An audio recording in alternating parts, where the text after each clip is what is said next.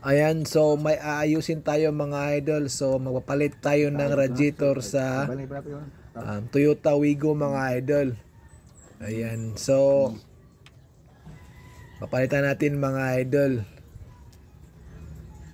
So nag-canvas yung may-ari ng radiator is nasa 8,000 mahigit.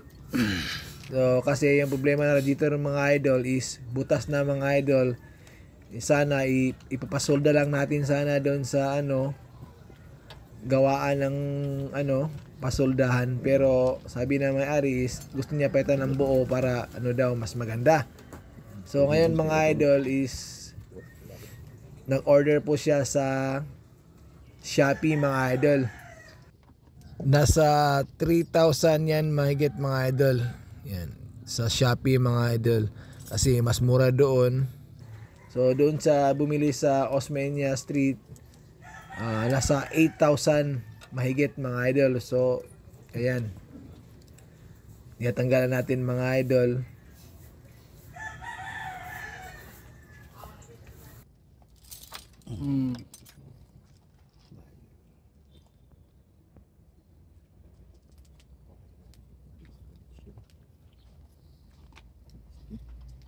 Hindi na doon kon. Kukutin nito. Baso yan. Tubig.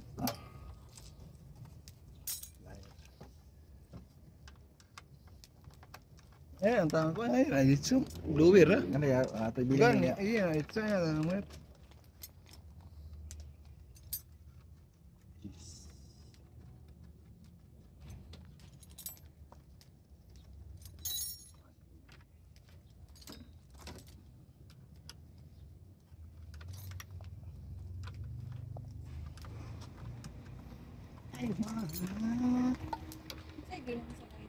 So ganitong klase yung mga radiator, pag tinatanggal mo mga idol, mas madali siya basta matanggal mo yung bumper at saka yung bracket na yan. Yan. So ganoon lang kadali. Tapos yung hose lang sa lower Chemical. hose, yan, tatanggalin mo lang. At saka yung niya, blower niya. Ayan, makakabit na natin yung bagong radiator mga idol. Ayan.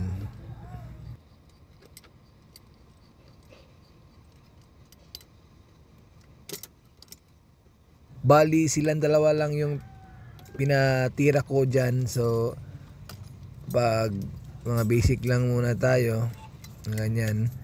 So bali mga kapatid ko yan, dalawa na yan. So sila muna yung matatanggal, ako muna yung tagahawak dito kasi medyo hindi sila marunong humawak ng camera natin. So ako muna ang pero same lang yan kasi madali lang yung tatrabahuin mga idol.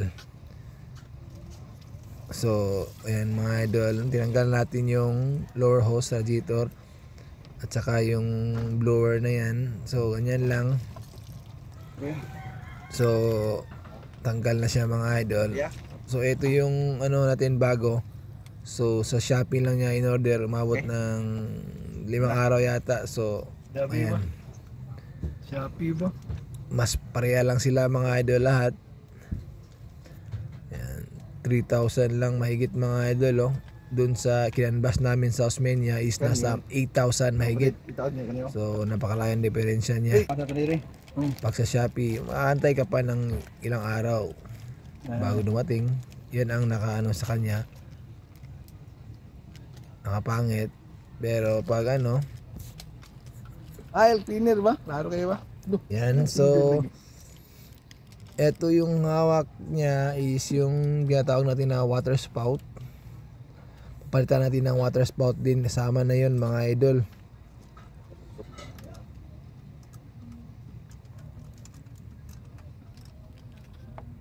Doon nasa ilalim mga idol, nasa katabi ng ignition coil mga idol, nandoon yung water spout niya kasi butas na din yun mga idol. Yun ang dahilan mga idol, yung pagkabutas ng water spout, kasi plastic lang yun mga idol yan yun.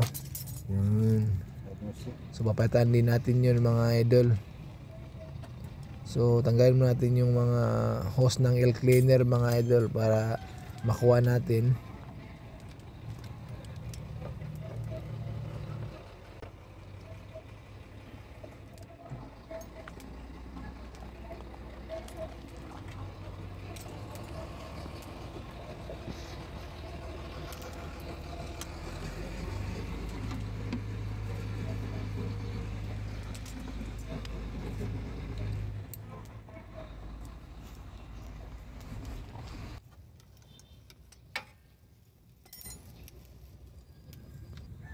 So ito yung water spout natin na bagong mga idol. Ikabit natin mga idol.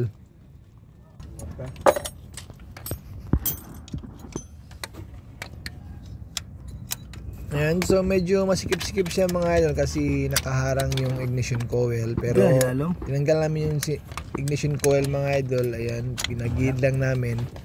Pero kailangan talaga siya yung manipis na sakit mga idol. Sa ilalim napakahirap siya dukutin kasi bangga doon sa may plastic niya mga idol. Pero kaya-kaya naman.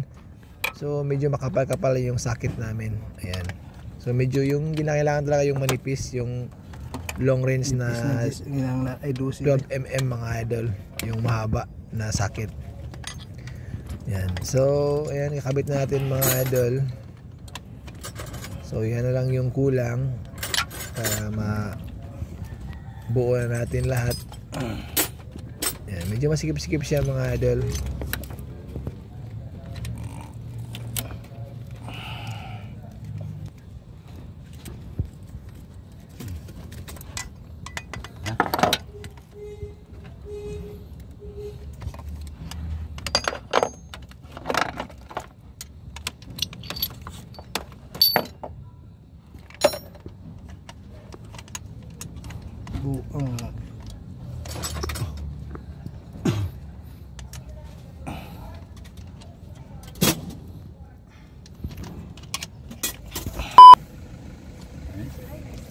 Be?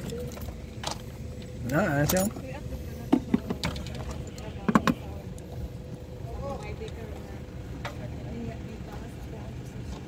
Konti lang mga idol. Yan, kinakabit natin yung mga hose at saka yung bracket mga idol. Yan. So malapit na yan matapos mga idol. So ganoon lang yung pag-ano natin, pagpalit ng radiator mga idol. So madali lang siya pag ano. Ayan. Pag may radiator lang. Ano tawag niyo?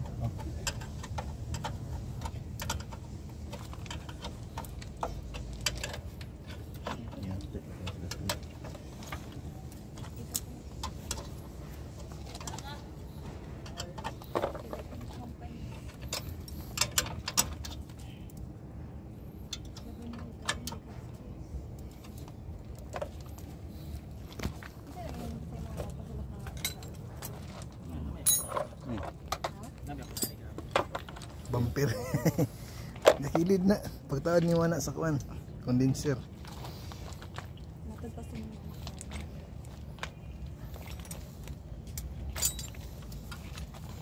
Gis na bolt. Ayan, so okay na yan mga idol. So yung kulang na lang is yung kulanta lang mga idol. At saka tubig. So yun lang mga idol. Thank you.